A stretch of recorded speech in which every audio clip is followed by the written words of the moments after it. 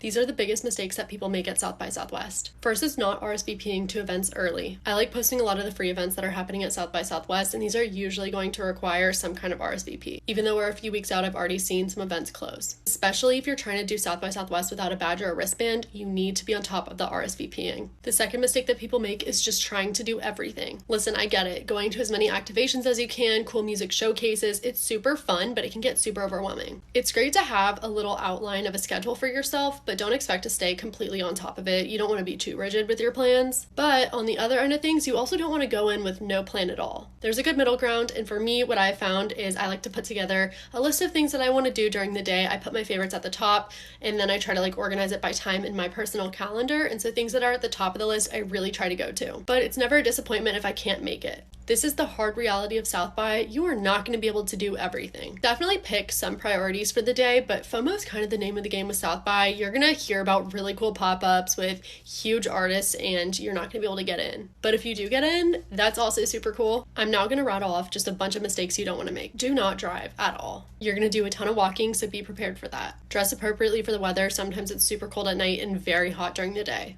Portable charger. With how hectic everything can get at South by, you're definitely going to want to find some time to eat because you will forget. Do not forget to tip servers and bartenders, especially at those free activations. There might be some free bars. If they're making you a cocktail, definitely tip. With a lot of activations too, they're going to be open for the week or for a few days at a time, so if you want to keep going to those, be respectful. With that, also bring some cash. Last piece of advice I'm going to leave you with is know who you're going with. The people you go with can make a world of difference. My favorite people to South by with are my parents. They just get it. The energy is always there. They're always down to do something and move to the next place. So just make sure anybody you're going with can be flexible and always down to have a good time. I truly think whoever you go with can be a make or break for the South by experience, so choose wisely. If you like content like this, you should definitely be following this account, Texas Tix Fix. I post about a lot of South by stuff, and if you don't know what's going on, I break it all down. Also, you can stay up to date with the RSVPs. It's going to be linked in my bio. And if you want to know more about free events happening, then follow along. Bye!